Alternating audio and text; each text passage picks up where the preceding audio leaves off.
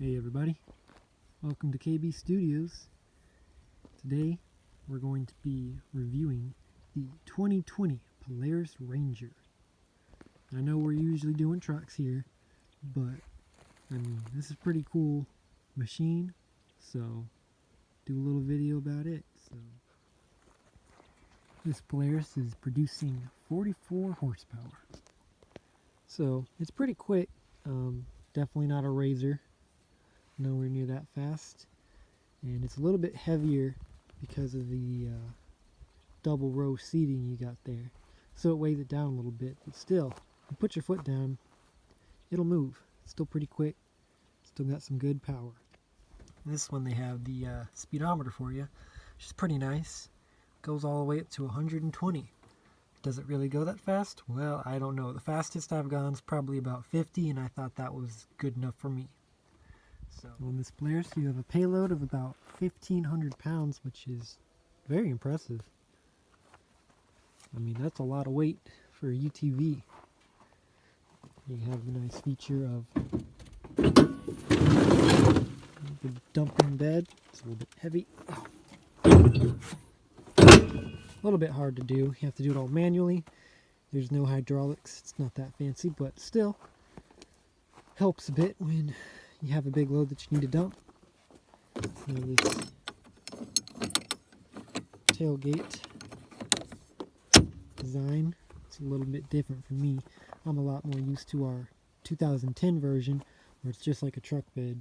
Open it like that, but these are good too. They work. This one we had some factory upgrades. Nice aftermarket black rims, some bigger, more aggressive tires, the suspension over here on the front. Got a light bar, a little light bar, but it is a bright light bar. It is extremely bright. We took a lot off. We got a really good deal on this.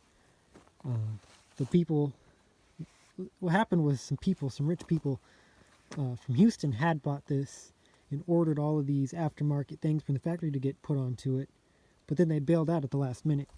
So then this was just sitting at the dealership, and they gave us a really good deal on it.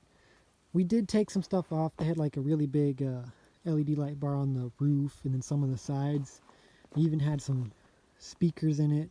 It's really nice, but we didn't need all that. This is something we just use for work, so we took a lot of that out, got a better deal on it, but still real nice machine. Got these, one of the aftermarket things with these brush guard doors.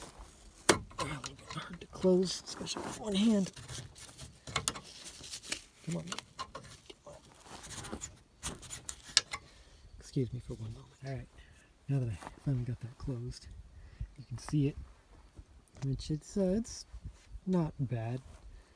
It doesn't do much. Keeps the brush out a little bit, but not much of a door.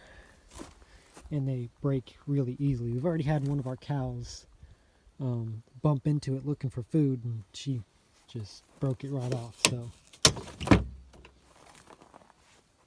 not the best, but they suit their purpose. Alright, so looking at the seats here, got some good storage underneath the seat. A lot of big storage there. And on the back seat, opens up. Kind of see what's going on down here. Get a little bit closer to the battery, so makes maintenance a little bit easier, but not really anything for storage on the back seats. The back passengers have this bar right here, which is nice to have something to hold on to. Probably the biggest complaint I have about this is right here. See these? I have bumped my elbow on these so many times. I have back seats and the front seats. And they just, I don't know, they're not at a great position because you're always banging your elbow into them. But, they're not horrible, it's just an annoyance. So you can see the seatbelt is buckled. The reason for that is because the vehicle will not go over 15 miles per hour unless the seatbelt is buckled. The driver's seatbelt, that is. So when we first got it, we were like, what the heck? This thing won't go over 15 miles per hour. What's wrong with it? And when we figured out, if it's buckled, you can go as fast as you want, but without the seatbelt engaged, you're not going to be able to go over 15 miles per hour. So don't take it back. It's not broken.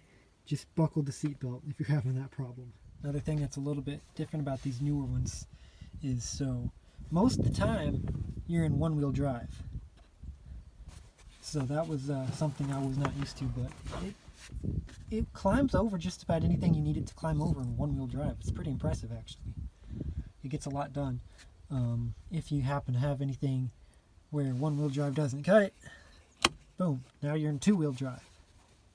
But even if that is not enough, now you're in four-wheel drive. So most of the time you're going to want to keep it in one-wheel drive because you get the best gas mileage that way. And I mean, really, you don't even know the difference most of the time. You can't even tell until you're climbing something really steep. Another one of the big complaints for me would be the roof. It's just horrible.